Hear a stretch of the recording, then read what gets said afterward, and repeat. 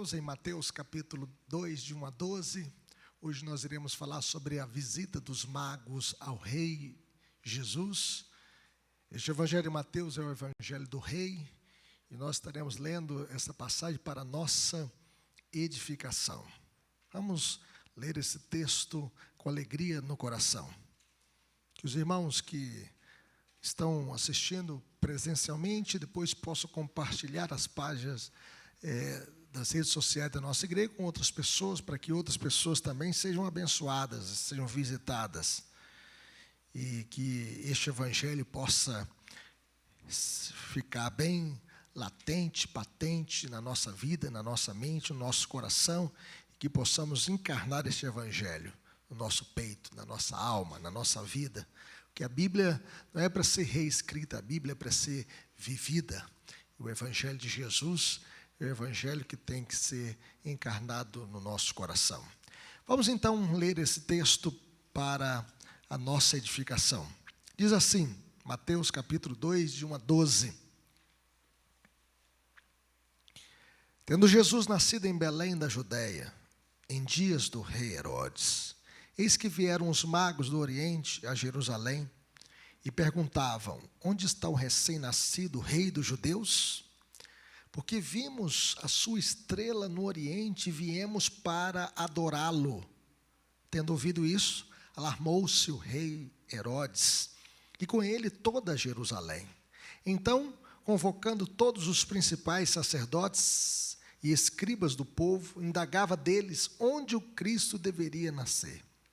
Em Belém da Judéia, responderam eles, porque assim está escrito por intermédio do profeta: e tu, Belém, terra de Judá, não és de modo algum a menor entre as principais de Judá, porque de ti sairá o guia que há de apacentar meu povo, Israel.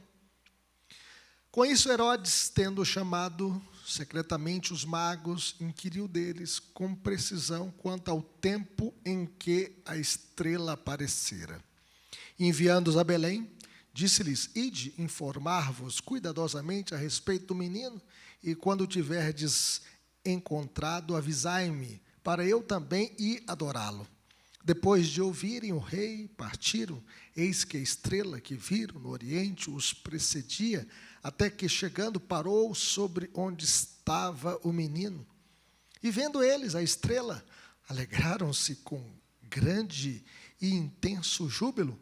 Entrando na casa, viram o menino com Maria, sua mãe, prostrando-se, o adoraram, e abrindo seus tesouros, entregaram-lhe suas ofertas, ouro, incenso e mirra. Sendo por divina advertência prevenidos em sonho para não voltarem à presença de Herodes, regressaram por outro caminho à sua terra. Que Deus nos abençoe. Vamos orar. Pai querido, que a Tua palavra possa encontrar guarida em nossos corações, que possamos entendê-la, Senhor, e que possamos praticá-la para o louvor da Tua glória. Ilumina a nossa mente, Senhor, ilumina os nossos corações, e que o Senhor esteja falando conosco. É o que nós te pedimos, no nome de Jesus, para a glória de Jesus. Amém. Muitas pessoas têm buscado informações sobre a pessoa de Jesus, não na Bíblia em si, mas nos cartões de Natal, das tradicionais canções de Natal e dos presépios. Todos os modelos de presépios têm certos elementos em comum. No meio dos jumentos, ovelhas e outros animais domésticos, Maria e José se curvam sobre uma criança recém-nascida em uma manjedoura de madeira.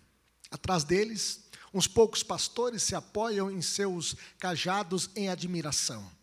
Anjos são colocados, pendurados em cordel. E é claro, 3 sábios vestidos com túnicas e coroas luxuosas, ajoelham-se diante do menino, oferecendo-lhe presentes raros e preciosos. Também sabemos que esses sábios eram 3 reis do Oriente, exatamente como diz a canção. Eles cavalgavam 3 camelos à noite, como todos os cartões de felicitações retratam. Quando chegaram ao estábulo bem construído, os sábios tiveram uma vislumbre da auréola divina do bebê brilhando da manjedoura. Eu vi isso num quadro. Além do mais, seus nomes eram Baltazar, Melquior e Gaspar, da Arábia, Pérsia e Índia, respectivamente. Isso nos chega através da tradição da igreja.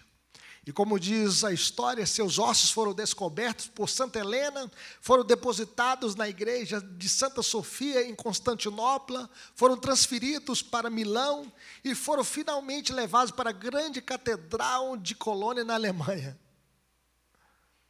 Nós não sabemos por quê. Na verdade, é preciso ser muito credo para aceitar tudo isso. Ou pelo menos é dessa forma que somos levados a acreditar.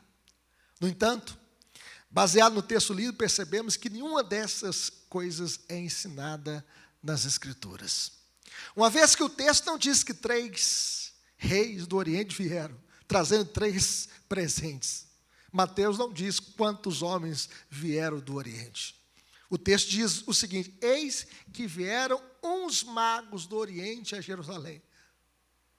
E nós podemos ver aqui que o escritor se refere a eles no plural, que significa que devem ter sido pelo menos 2.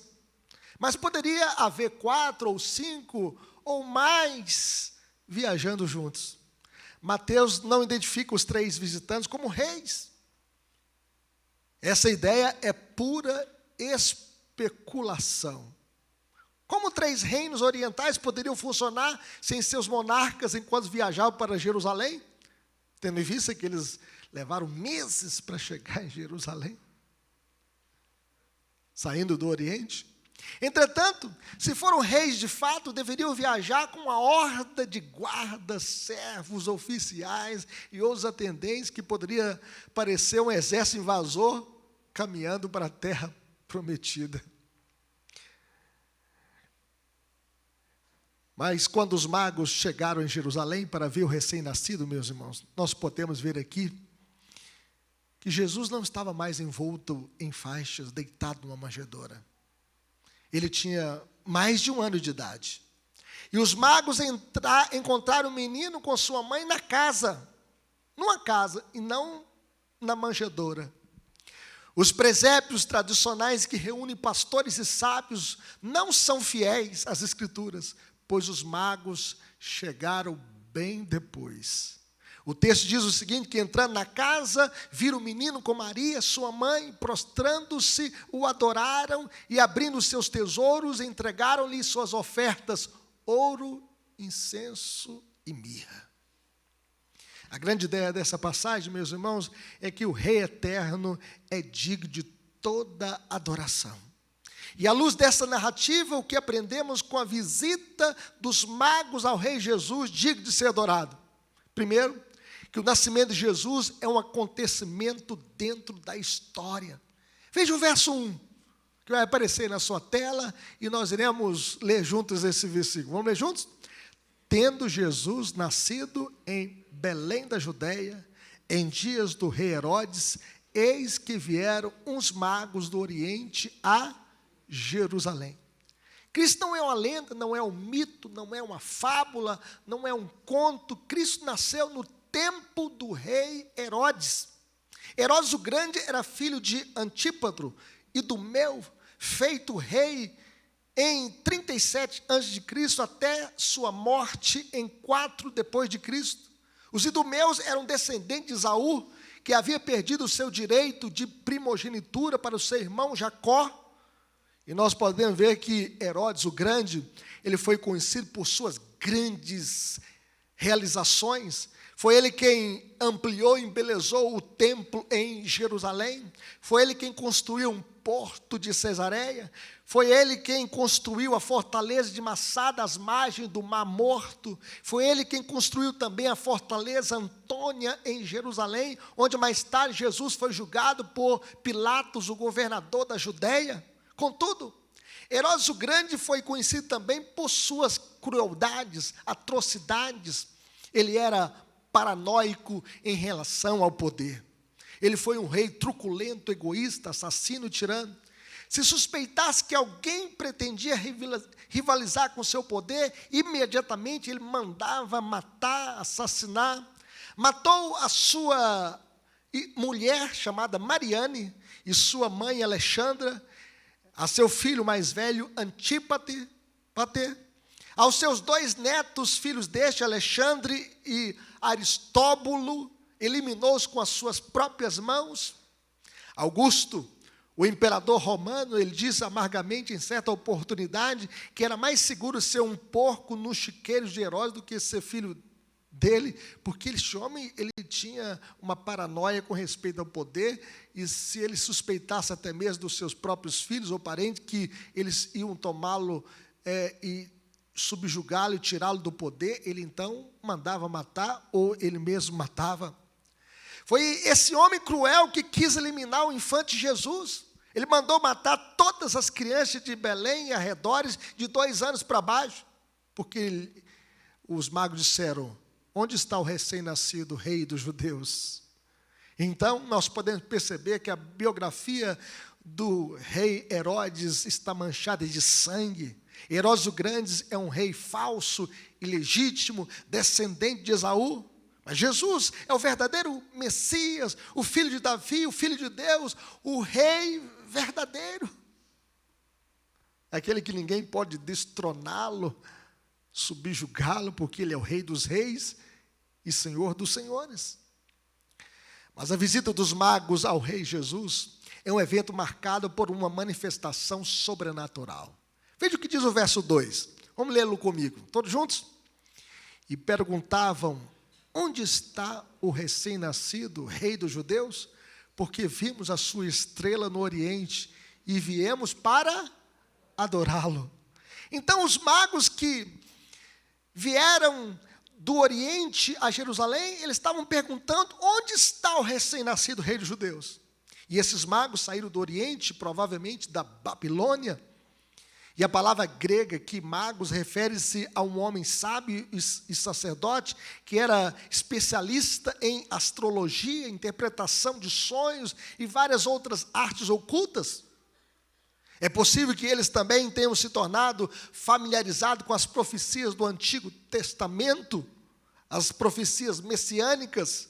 Em Números, por exemplo, 24, versículo 17, está escrito que uma estrela procederá de Jacó. De Israel subirá um cetro que ferirá as têmporas de Moabe e destruirá todos os filhos de Sete. Os magos poderiam ter relacionado o aparecimento dessa estrela com o nascimento do rei Jesus. E eles então, provavelmente, pela influência judaica na Babilônia, com Daniel, e com outros que estavam morando nesta época, nesta região, que liam as Escrituras, porque tínhamos muitas sinagogas judaicas naquele tempo, onde as Escrituras eram lidas, e eles então tinham expectativa messiânica. A viagem durou meses, uma viagem de mais de 800 quilômetros. Eu coloquei no Google hoje, Babilônia até Jerusalém, dá 871 quilômetros. Além do mais, esses magos eram conselheiros de reis, eram homens de elevada posição social, tanto que tiveram acesso à presença de Herodes. Os magos disseram: vimos a sua estrela no Oriente. E eles saíram da Babilônia em Mesopotâmia, guiados por essa estrela. A estrela que brilhou no céu para os magos não foi um fenômeno natural, mas sobrenatural, para indicar-lhes o lugar exato pela direta revelação de Deus. Eles viram aquela estrela de modo sobrenatural, aparecendo para eles, dando um sinal de que algo espetacular estava acontecendo. A estrela que brilhou no céu é um anúncio sobrenatural de um nascimento sobrenatural. É Deus dirigindo os povos de maneira sobrenatural para encontrar o rei dos judeus, o rei dos reis e senhor dos senhores. Mas nós aprendemos também nessa passagem que o nascimento do rei foi marcado pela indiferença e oposição. Jesus veio para o que era seu, mas os seus não o receberam. O texto diz que, tendo ouvido isso, alarmou-se o rei Herodes, e com ele toda Jerusalém. Então, convocando todos os principais sacerdotes e escribas do povo, indagava deles onde o Cristo deveria nascer. Em Belém da Judéia, responderam eles, porque assim está escrito por intermédio do profeta, e o profeta aqui é o profeta Miqueias, Miqueias 5, versículo 2, e tu, Belém, terra de Judá, não és de modo algum a menor entre as principais de Judá, porque de ti sairá o guia que há de apacentar meu povo Israel. Belém significa casa do pão, e Jesus, o pão da vida, nasceu na casa do pão, nasceu em Belém da Judéia. Os magos procuravam o rei. Eles cruzaram desertos e vieram do Oriente a Jerusalém para conhecê-lo e adorá-lo. Enquanto os especialistas da religião, os principais sacerdotes e escribas, a menos de 10 quilômetros de Jerusalém a Belém, não interessavam ir vê-lo e adorá-lo. Herodes opunha-se a ele. Vejam bem que Herodes é que mandou reconstruir o templo. Parece que ele reconstruiu o templo, não para a glória de Deus, mas para a sua própria glória.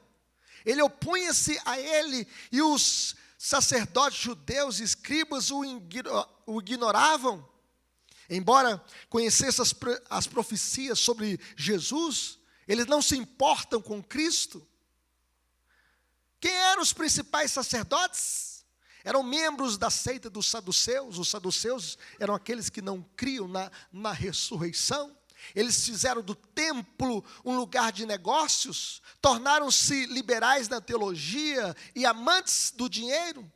Quem eram os escribas do povo? Eram os doutores da lei, aqueles que faziam cópias do Antigo Testamento para preservar a Escritura. Conheciam a verdade, mas não a praticavam. Sabiam tudo sobre o nascimento de Cristo, mas não foram adorá-lo. Jesus veio para o que era seu, e os seus não o receberam. Segundo o reverendo Hernandes Dias Lopes, a indiferença deles tornou-se mais tarde ódio consumado. E por não adorarem o rei infante na manjedoura, cravaram-no numa cruz. O ódio se consumou. Com a hipocrisia sem igual, Herodes pede aos magos lhe tragam notícias a fim de que também possa ele adorar o menino. Veja bem que dissimulação, que hipocrisia. Com isso, Herodes, tendo chamado secretamente os magos, inquiriu deles com precisão quanto ao tempo em que a estrela aparecera, e enviando-os a Belém, disse-lhes: ide, informar-vos cuidadosamente a respeito do menino, e quando o tiverdes encontrado, avisai-me, para eu também ir adorá-lo. Mas ele não queria adorá-lo, ele queria matá-lo. Na verdade, Herodes não estava tentando localizar o lugar do nascimento de Jesus para que pudesse fazer um chá de bebê para o rei. Ele estava atrás de sangue. Ele estava atrás do bebê para matá-lo. Herodes usou a máscara da piedade para esconder a sua iniquidade. Ele quer matar o rei, ele quer matar Jesus, ele quer matar o menino Deus. Herodes tinha medo de que esse menino interferisse em sua vida, sua posição, seu poder, sua influência. Ainda hoje, meus irmãos, há os que estariam muito contentes se pudesse destruir Jesus, porque veem nele aquele que interfere em suas vidas. Querem fazer a sua própria vontade, Jesus não permite, por isso gostariam de matá-lo. Mas aqueles que querem seguir a Jesus, diz a Bíblia, que tem que negar a si mesmo, tomar a sua cruz e segui-lo. O Rei Jesus exige de nós renúncia do eu, e que possamos tomar a nossa cruz e segui-lo, e que Ele seja o Rei da nossa vida. Nós não estamos no mundo para fazer a nossa própria vontade, nós estamos no mundo para fazer a vontade do Rei Jesus, o Rei dos reis e Senhor dos senhores. Mas nós podemos perceber que os magos se renderam a Cristo em adoração.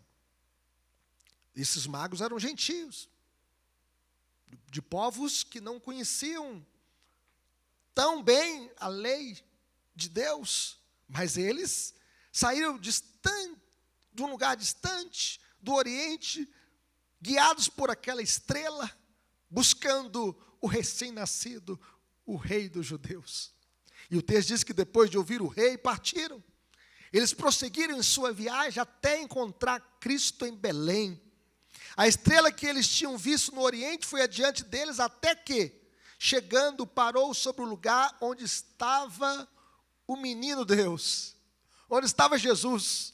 Na verdade, Jesus, meus irmãos, é a alegria daqueles que o encontram e o adoram. O texto diz que, vendo a estrela, a alegria deles foi imensa.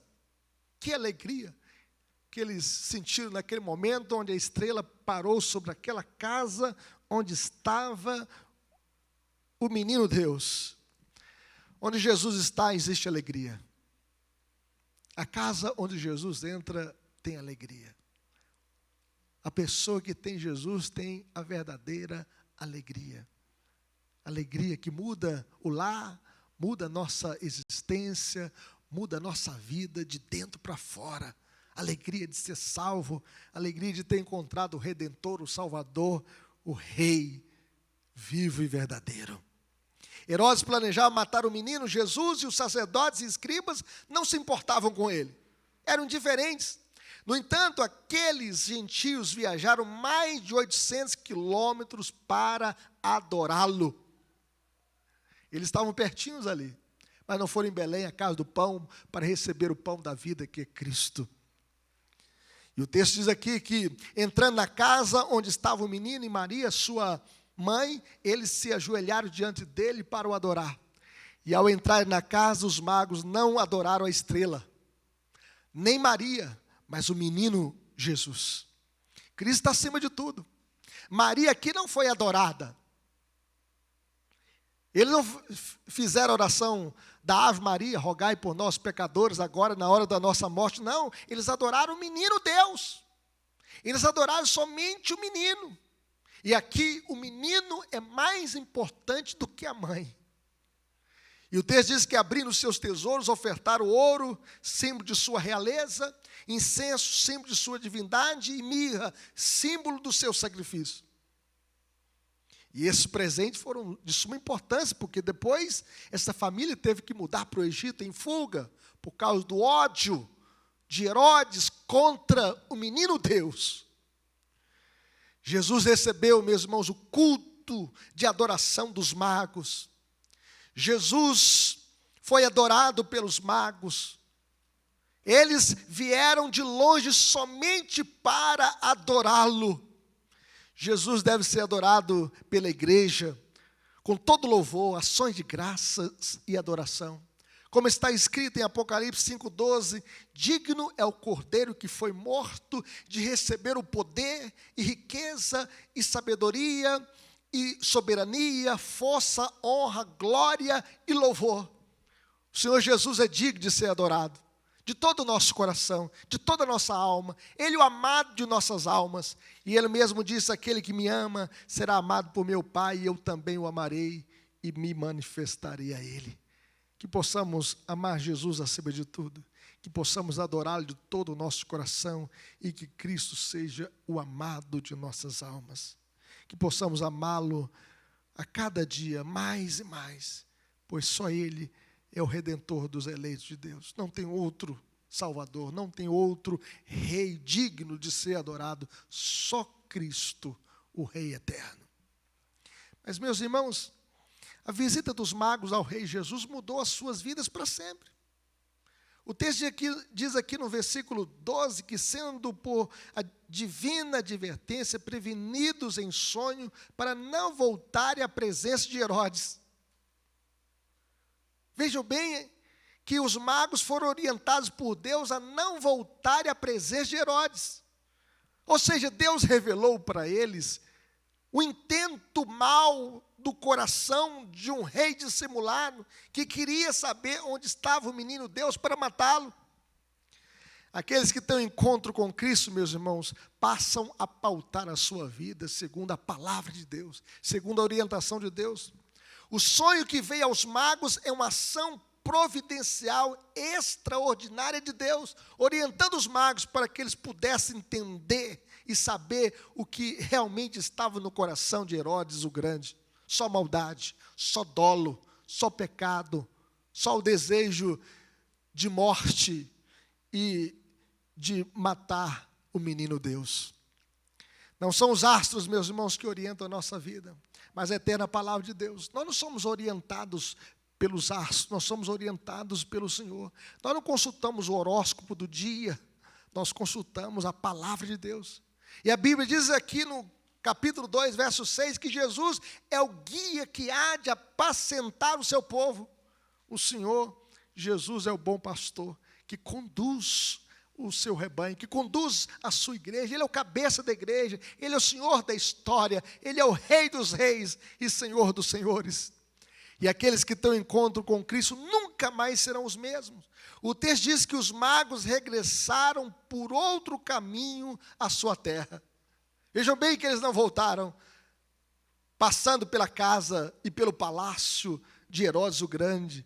Eles seguiram a orientação de Deus. Quem tem um encontro com Cristo experimenta uma mudança radical. A Bíblia diz o seguinte: e assim, se alguém está em Cristo, é nova criatura. As coisas velhas se passaram, eis que tudo se fez novo. Esses magos tiveram as suas vidas transformadas pela graça de Jesus. Quem tem um encontro com Cristo nunca mais anda pelos mesmos caminhos.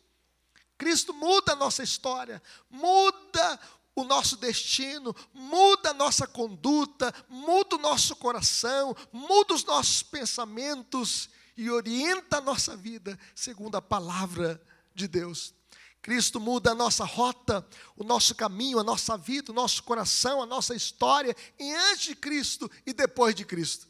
Esses magos nunca mais foram os mesmos, porque eles encontraram com o Senhor da vida, com o Rei eterno. Mas, meus irmãos, aplicações para a nossa vida, como nós viveremos? Em primeiro lugar, seguindo a Cristo, o Rei eterno. Ele é nosso Rei. Ele reina dentro de nós por seu Espírito e por sua palavra. Ele reina sobre tudo. Ele reina no universo. Os reinos humanos são passageiros, mas Cristo é o Rei eterno que está acima de todo principado e potestade e poder e domínio e de todo nome que se possa referir, não só no presente século, mas também no vindouro. Por isso nós devemos seguir a Cristo, o Rei eterno. Ele é nosso guia. Ele é a estrela que ilumina os nossos passos. Ele é digno de toda a nossa adoração. Ele deve ser adorado e deve ser o amado de nossas almas. Que possamos seguir a Cristo. Que o nosso coração possa ser submisso ao Rei eterno. E que possamos seguir os seus passos. Seguir orientados por sua palavra, pelo seu Espírito. Mas, meus queridos irmãos, como viveremos? Anunciando a Jesus, o verdadeiro Rei de Israel. Uma vez que Jesus não veio para destruir vidas humanas, Ele veio para salvá-las. O Filho do Homem veio buscar e salvar o perdido. Ele veio nos livrar de toda obra maligna e nos levar para o seu reino celestial. Ele veio para nos ressuscitar da morte para a vida. Ele veio para perdoar os nossos pecados, porque Ele morreu a nossa morte para satisfazer a justiça de Deus na cruz. Ele veio para buscar e salvar o perdido, e quem crê em Jesus tem a vida eterna. Herodes, o Grande, é símbolo do reino das trevas, da morte, do ódio e do mal. Hoje nós temos uma agenda de gênero contra Cristo, contra a sua palavra. Uma agenda onde as pessoas têm um espírito anticristão, que zombam da fé cristã, que têm um espírito de cristofobia, tem ódio a Cristo e a sua igreja e o seu povo. É o espírito de Herodes o Grande, o espírito do reino das trevas, da morte, do ódio e do mal. Mas Jesus é o grande rei. Ele é o rei da vida. Ele é o rei do amor e do bem. Ele andou por toda parte fazendo o bem e curando a todos os oprimidos do diabo, porque Deus era com ele. Por isso nós devemos anunciar Jesus, o verdadeiro rei de Israel. E o verdadeiro rei de Israel é o rei de todos os povos, de todas as nações. Vejam bem que no início deste evangelho, nós podemos perceber que na genealogia nós temos Raabe, uma prostituta, uma mulher gentia que está na genealogia de Jesus. Nós temos também Ruth, uma moabita que entra na genealogia de Jesus. E agora os magos que saíram de terras distantes, do Oriente, para conhecer o rei de Israel, o rei de todos os povos, o rei dos reis e senhor dos senhores. O evangelho começa falando de missões e terminando falando de missões, porque o texto diz que toda a autoridade lhe foi dada, tanto no céu como sobre a terra, e ele diz: ide, portanto, fazei discípulos de todas as nações, batizando-os em nome do Pai, do Filho e do Espírito Santo, ensinando-os a guardar todas as coisas que vos tenho ordenado, e eis que estou convosco todos os dias, até a consumação dos séculos. Por isso nós devemos anunciar Jesus, o verdadeiro rei de Israel, o rei dos reis e senhor dos senhores. Ele é o rei da vida. Ele é aquele rei que pode perdoar o pecador. Ele é aquele rei que pode transformar famílias. Ele é aquele rei que pode resgatar jovens que estão nas drogas, que estão na prostituição, que estão longe de Deus, e resgatá-los e trazê-los para a presença do Senhor. Ele é aquele rei que nos faz humilhar diante de Deus, reconhecer os nossos pecados. Ele é aquele rei que tira o orgulho que as pessoas têm para pecar. Existem muitas pessoas que têm orgulho de, quem sabe, tomar uma grade de cerveja, e hoje têm orgulho de quebrar os mandamentos de Deus, não adulterarás. E outras pessoas estão vivendo no orgulho gay, como se isso fosse vantagem. Nós devemos viver dentro da vontade de Deus, que é boa, perfeita e agradável. Nós devemos anunciar Jesus, o rei verdadeiro, que não quer ver as pessoas escravizadas, oprimidas, machucadas, quebradas. Ele é aquele rei que restaura o pecador. Por isso ele disse: vinde a mim, que todos que estáis cansados e sobrecarregados, e eu vos aliviarei. Tomai sobre vós o meu jugo, e aprendei de mim, que sou manso e humilde de coração, e achareis descansos para vossas almas. Por isso nós devemos anunciar Jesus, o verdadeiro rei, que resgata o pecador, que transforma o pecador, que transforma as famílias, que transforma os jovens, que tira os jovens das drogas, das noitadas, das baladas, que restaura famílias que estão quebradas pelo pecado, pelo diabo. Por isso nós devemos anunciar Jesus, porque só Ele pode entrar no coração e mudar a história, como mudou a história daqueles magos que saíram de tão longe para conhecer o rei Jesus. Só Ele muda a história da gente. Que Deus nos abençoe.